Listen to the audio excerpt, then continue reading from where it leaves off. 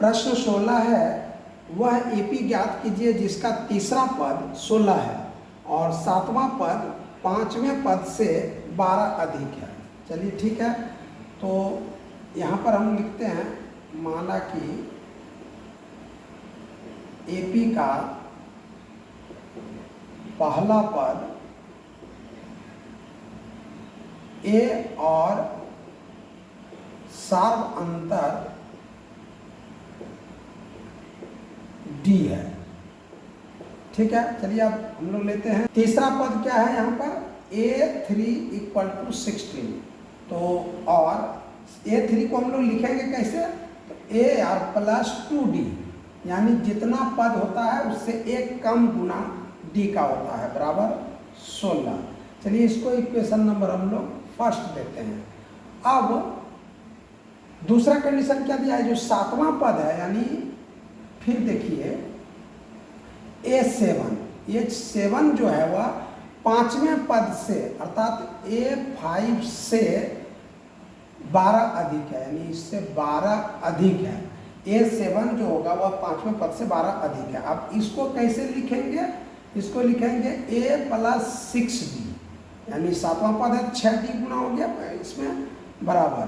अब यहाँ पर हमारा पांचवा पद है तो ये हो जाएगा A + 4D और प्लस हो जाएगा 12। चलिए अब इन दोनों को इस पार ले आते हैं, यहाँ पर A + 6D माइनस A और -4D = 12 रह गया। A में A घट गया और 6D में 4D घट गया, तो क्या बच गया यहाँ 2D हो गया, = हो गया 12। और अब देखिए यहाँ से कट जाएगा ये 6 टाइम में, तो D = आ गया 6। अब देखिए D का मान समीकरण 1 में रख देने पर, अब D का मान समीकरण 1 में रखने पर, चलिए रखते हैं A + 2D = 16, तो A + 2 × D का मान 6 है = 16 और A + 6 दूनी 12 हो जाएगा, बराबर हो जाएगा 16। चलिए अब आगे हम लोग सॉल्व करते हैं।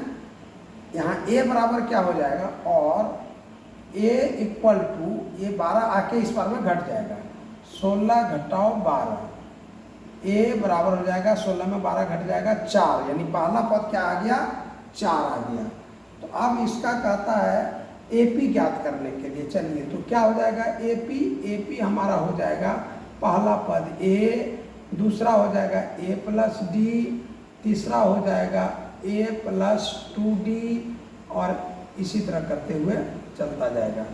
तो AP हमारा यहाँ पर हो जाता है A यानी कितना 4, दूसरा 4 जोड़ ये D आया है 6 और यहाँ पर 4 जोड़ 2 गुना 6 और इसी तरह करते चलता जाएगा।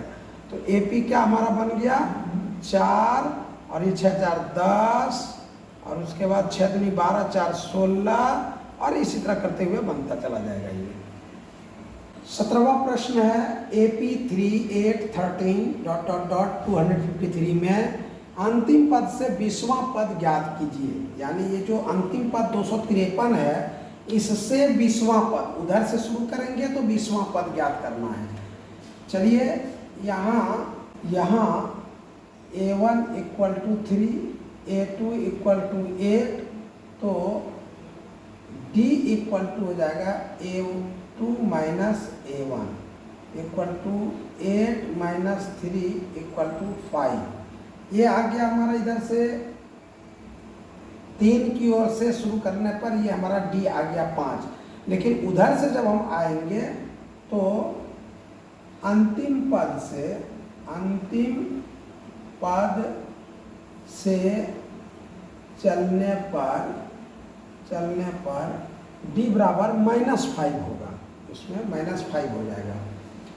अब हम लोग निकालते हैं 20वां पद, तो A20 = A +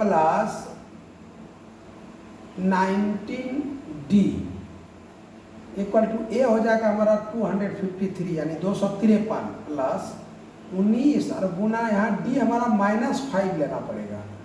तो 253 और यहाँ प्लस इंटू माइनस माइनस और 19 गुना 5, 19 पचे 95 हो जाएगा। अब इसको घटाना है, 13 में 5 घट गया 8 और यहाँ पर बच गया 4, 14 में 9 फिर 5 और 1 के 1 यानी 158। यही हमारा आंसर हो गया।